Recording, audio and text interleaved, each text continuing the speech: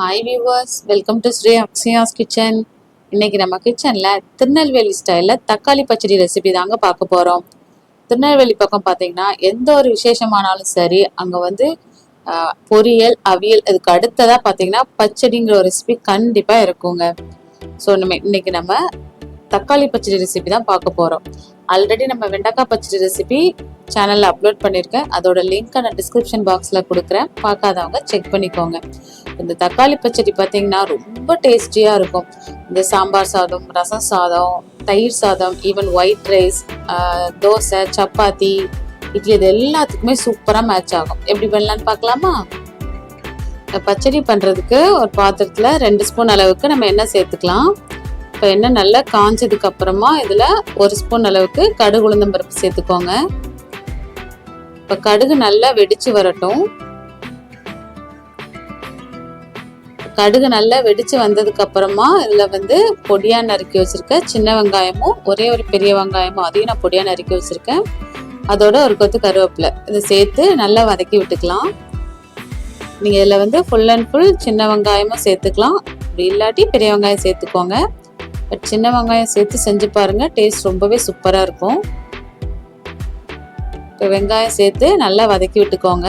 இந்த வெங்காயம் வந்து நல்லா கண்ணாடி பதத்துக்கு வதங்கி வரட்டும்.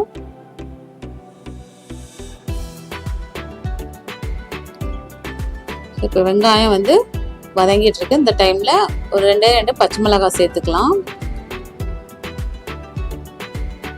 அதை வந்து 2 கீரி சேர்த்துக்கோங்க. பாருங்க, வெங்காயம் வந்து நல்லா கண்ணாடி பதத்துக்கு மாறிடுச்சு, லைட்டாக கலரும் சேஞ்ச் ஆயிடுச்சு. இந்த டைமில் நம்ம தக்காளி சேர்த்துக்கலாம்.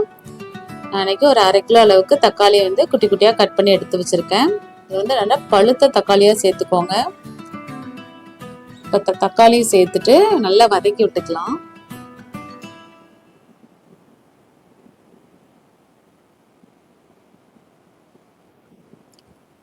கொஞ்சம் தக்காளி, வெங்காயம் எல்லாமே நல்லா ஒன்று சேர வதங்கி வரட்டும்.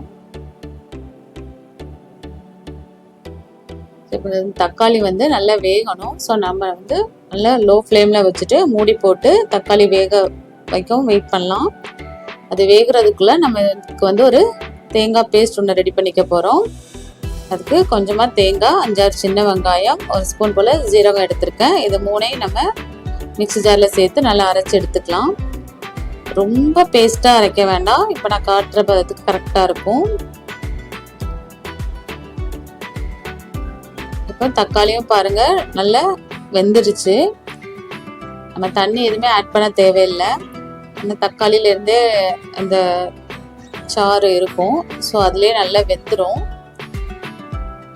இப்போ பாருங்கள் நல்லாவே குழஞ்சிடுச்சு தக்காளி. இந்த டைமில் நம்ம மசாலா சேர்த்துக்கலாம். நான் இன்றைக்கி 2 ஸ்பூன் அளவுக்கு தனி மிளகாய் தூள் சேர்த்துருக்கேன். உங்களோட காரத்துக்கு ஏற்ற மாதிரி நீங்கள் மிளகாய் தூளோட அளவை கூட்டியோ குறைச்சோ சேர்த்துக்கோங்க.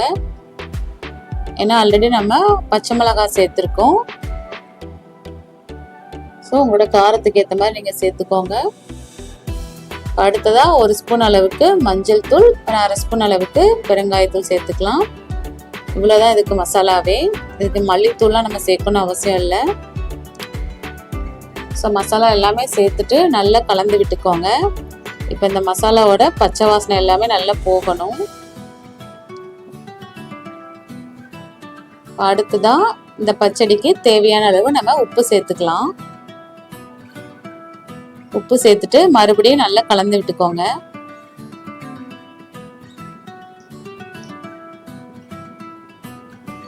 பாருங்க, தக்காளி வந்து நல்லாவே கொலைய வெந்துருச்சு. மசாலாவோட பச்சை வாசனை நல்லா போகட்டும்.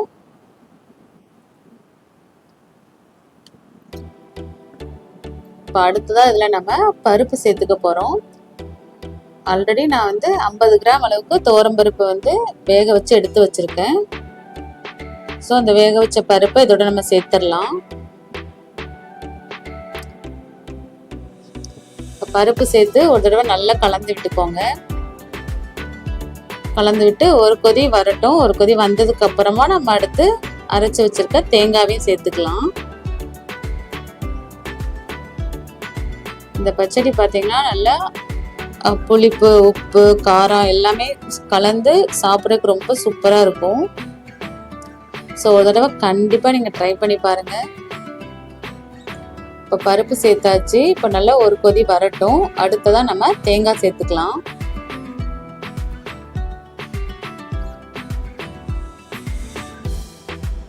இதில் வந்து காரத்துக்கு நான் மிளகாய்த்தூள் வந்து அதிகமாக சேர்த்துருக்கேன். இப்போ நீங்கள் மிளகாய்த்தூள் வந்து கம்மியாக சேர்த்துட்டு நீங்கள் தேங்காய் அரைக்கும் போது கூட 2 பச்சை மிளகாய் சேர்த்து அரைச்சி அப்படியே சேர்த்துக்கலாம். உங்களுக்கு எப்படி வசதியோ அந்த மாதிரி நீங்கள் சேர்த்துக்கோங்க. இப்போ நம்ம அரைச்சி வச்சிருந்த தேங்காயும் இதோட சேர்த்துட்டு கொஞ்சம் தண்ணியும் நம்ம சேர்த்துக்கலாம். ஏன்னா பச்சடி வந்து பார்த்திங்கன்னா ரொம்பவும் கெட்டியாகவும் இருக்கக்கூடாது, அதுமாதிரி ரொம்ப தண்ணியாக இருக்கக்கூடாது, கொஞ்சம் செமி சாலிடாக இருக்கணும். ஸோ ரொம்ப கெட்டியாக இருக்கிற மாதிரி தெரிஞ்சிச்சுன்னா கொஞ்சம் கூட நீங்கள் தண்ணி சேர்த்துக்கோங்க.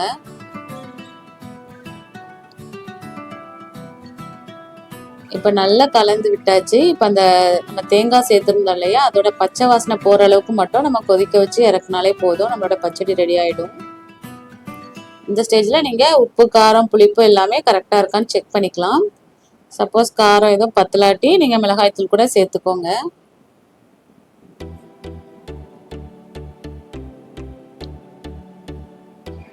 பாருங்க, நம்மளுடைய பச்சடி நல்லா கொதிச்சு தேங்காயோட பச்சை வாசனைலாம் போய் நல்லா ரெடி ஆயிடுச்சு. பார்க்கவே ரொம்ப சூப்பராக இருக்கு, சாப்பிட்றதுக்கும் ரொம்ப சூப்பராக இருக்கும். ஒரு தடவை நீங்கள் கண்டிப்பாக ட்ரை பண்ணி பாருங்க. இப்போ பொடியான இருக்குன்னா கொத்தமல்லி தழை இதோட சேர்த்து நல்லா கலந்து விட்டு இறக்கணும்னா நம்மளுடைய தக்காளி பச்சடி ரெடி.